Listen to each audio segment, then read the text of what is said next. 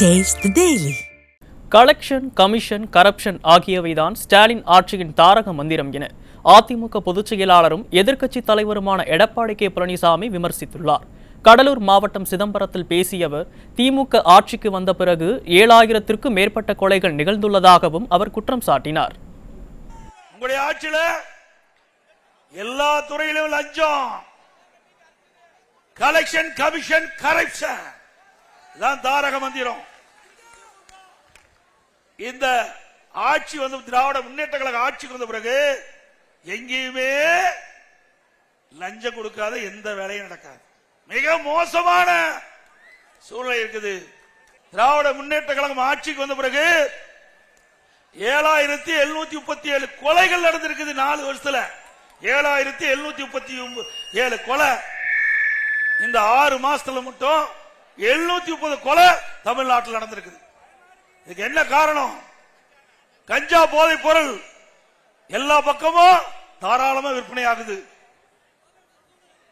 கஞ்சா விற்காத இடமே இல்லை. மாணவர்கள், இளைஞர்கள், பொதுமக்கள் கஞ்சாவை பயன்படுத்தி சீரழியக்கூடிய காட்சி திமுக ஆட்சியில பார்க்கிறோம். நான் 3 வருஷத்துக்கு முந்தைய நான் குறிப்பிட்டேன், தொலைக்காட்சி வாயிலாக தெரிவிச்சேன், சட்டமன்றத்தில் பேசினேன், அறிக்கையின் வாயிலாக வெளிப்படுத்தினேன். அப்பெல்லாம் இந்த ஆட்சியால் கண்டுகொள்ளவில்லை.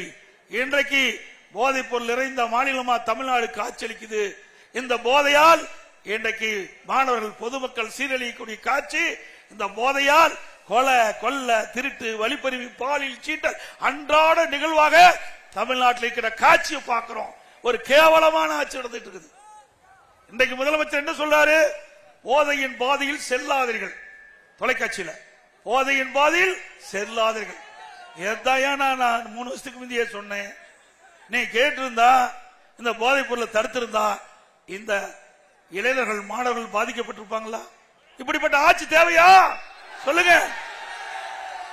சட்ட ஒழுங்கு அடியோடு சீர்கட்டு விட்டது. 4 நாளைக்கு முந்தி பாக்குறேன், எஸ்ஐ போட்டு 2 பேர் குத்துன்னு குத்துறான்.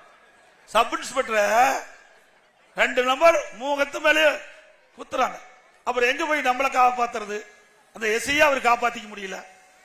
நேற்றைக்கு முன்தினம் மணல் கொள்ள ஒருவர் மணக்கொள்ளை தட்டி கேட்கிறார், மணல் அல்லது தவறு என்று.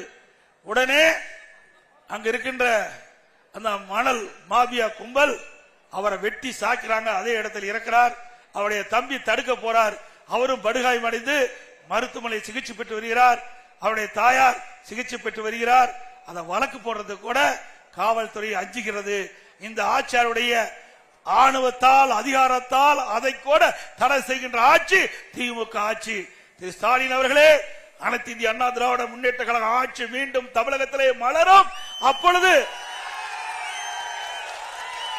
இந்த கோர சம்பவம், கொடிய சம்பவம், இதை வேடிக்கை பார்த்துக் கொண்டிருந்த அந்த மாவட்டத்தில் இருக்கின்ற காவல்துறை அதிகாரி, மாவட்ட ஆட்சித்தலைவர், ஆர்டிஓ, தாசில்தார், வருவாய்த்துறை, கிராம நிர்வாக அதிகாரிகள், அங்கு இருக்கின்ற இந்த துறைக்கு சம்பந்தப்பட்ட அத்தனை பேர் மீதும் விசாரணை கமிஷன் அமைக்கப்பட்டு சட்டத்தை முன்னிறுத்தி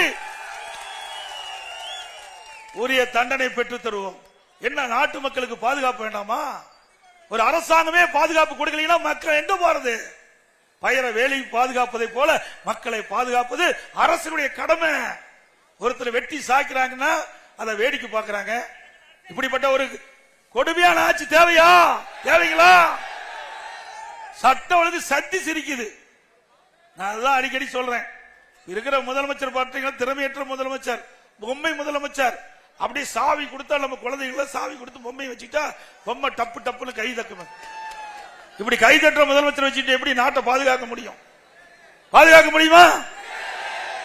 ஒரு நல்ல ஆட்சி தமிழகத்திலே மலர வேண்டும்.